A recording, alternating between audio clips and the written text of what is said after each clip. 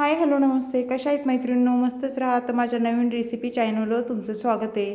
पाहू शकता मैत्रिणींनो, इथे मी फ्लावर घेतलेला आहे आणि फ्लावरचे असे छान बारीक बारीक तुकडे करून घेतलेत बघा, अशा पद्धतीने. आणि फ्लावर आपल्याला स्वच्छ पाण्याने धुवून घ्यायचं आहे, 2 ते 3 पाण्याने. झटपट रेसिपी आहे मैत्रिणींनो, बिलकुल पण टाईम लागत नाही ह्या रेसिपीला. पाहू शकता इथे कढईमध्ये मी गरम पाणी व्हायला गॅसवर ठेवलेलं आहे. आणि आपल्या पाण्याला उकळी आल्याच्या नंतर आपल्याला काय करायचं, ह्याच्यात मीठ टाकून घ्यायचे अर्धा चमचा. मीठ टाकून झाल्याच्या नंतर जो फ्लावर मी धुवून घेतलेला तो पाण्यामध्ये आपल्याला टाकून द्यायचं आहे सर्व.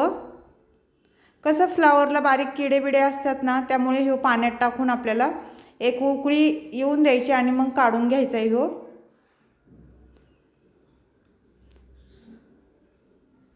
तर पाहू शकता सर्व फ्लावर मी पाण्यात टाकून घेतलं आहे. आणि 1-2 मिनटं आपल्याला हे फ्लावर पाण्यामध्ये असंच ठेवायचं आहे, गरम पाण्यामध्ये. मग जे काही जंतू असतील ते मरून जातात मिठाच्या पाण्यामध्ये. तर इथे साहित्य घेतले पाहू शकता, 1 टमाटा घेतला आहे मीडियम साईजचा मी बारीक चिरून. त्यानंतर इथे कांदा घेतलेला आहे 1 मीडियम साईजचा आणि थोडासा लसूण घेतला आहे, पाहू शकता तुम्ही. कांदा स्वच्छ मी धुवून घेतलेला साल काढून, पाहू शकता. आता हे कांदा आपल्याला छान बारीक चिरून घ्यायचा आहे अशा पद्धतीने.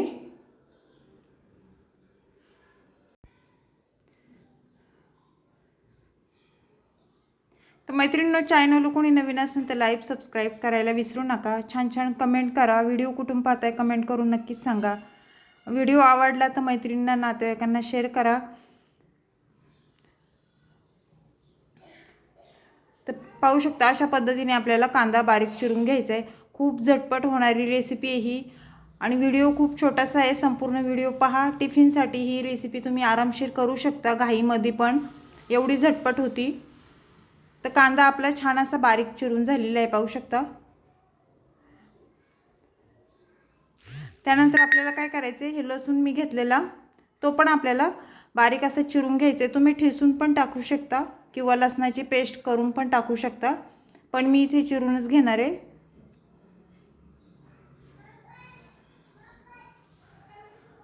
साधी सोपी रेसिपी आहे मैत्रिणींनो, जरा पण टाईम लागत नाही आणि जास्त काही साहित्य लागत नाही ह्या रेसिपीला. थोड्या साहित्यामध्ये ही रेसिपी होऊन जाते. तर पाहू शकता इथे फ्लावर छान उकळला आहे. तर आपल्याला काय करायचं आहे, हे फ्लावरचं सगळं हे फ्लावर एका भांड्यामध्ये काढून घ्यायचं आहे अशा पद्धतीने.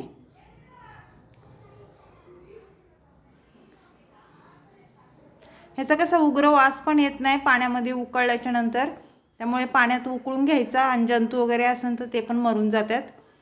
किडे असतात बारीक बारीक आळ्या वगैरे.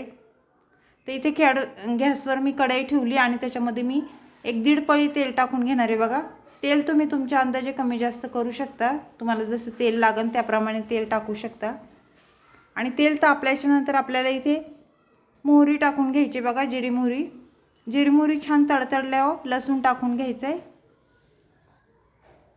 लसूण तेलावर चांगला परतून घ्यायचं आहे, पाहू शकता अशा पद्धतीने. थोडा परतल्याच्या नंतर आपल्याला मीडियम साईजचा कांदा टाकून घ्यायचा आहे आणि कांदा पण तेलावर चांगला परतून घ्यायचा आहे, पाहू बघा असा.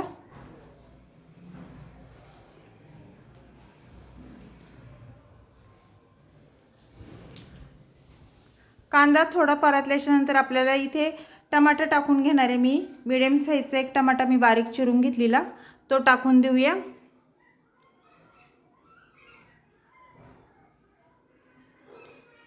टमाटा पण कांद्यासोबत चांगला परतून घ्यायचा आहे अशा पद्धतीने.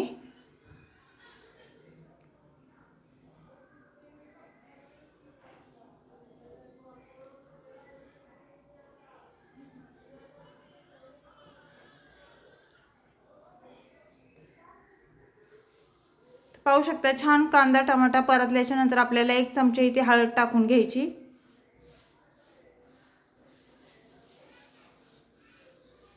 हळद टाकून झाल्याच्या नंतर इथे धना पावडर घेतली बघा मी 1 चमचा. हळद धना पावडर ही तेलावर चांगली परतून घ्यायची अशा पद्धतीने. त्यानंतर इथे मसाले टाकून घेऊया. लाल तिखट घेतले बघा मी 1 चमचा. लाल तिखट ते पण तेलावर चांगलं परतून घ्यायचं आहे. जास्त काही मसाले टाकणार नाही मैत्रिणींनो, थोड्या मसाल्यामध्येच ही रेसिपी होऊन जाते. आणि थोडासा गरम मसाला मी टाकलेला आहे, अर्धा चमचा.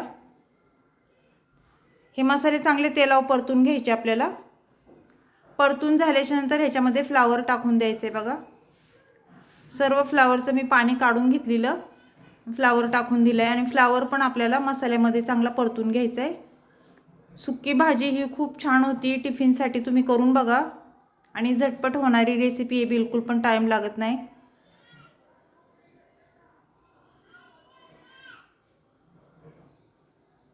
थोडंसं पाणी टाकून घ्यायचं आपल्याला.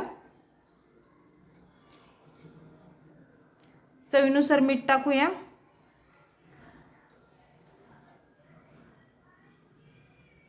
मीठ टाकून झाल्याच्या नंतर एकदा परत छान मिक्स करून घ्यायचे.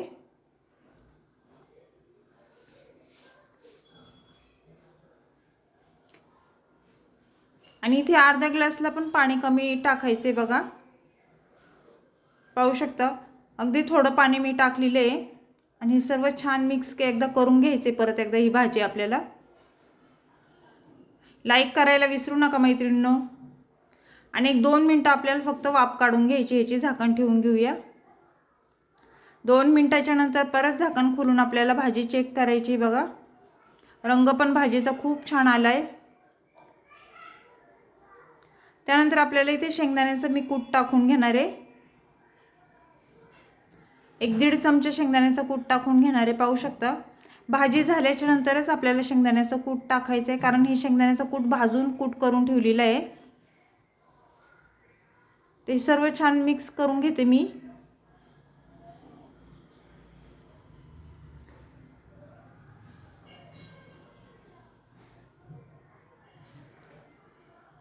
एक मिनिट फक्त झाकण ठेवायचे आपल्याला, वाफ काढून घ्यायची फक्त. 1 मिनिटाच्या नंतर झाकण खोलून पाहायचे आपल्याला. तर पाहू शकता मैत्रिणींनो, मस्त आपली ही फ्लावरची चमचमीत अशी भाजी झालेली आहे. ही टिफिनसाठी नक्की करून पहा, खूप छान होती आणि झटपट होणारी रेसिपी आहे ही. घाई गडबडीत तुम्ही आरामशीर करू शकता.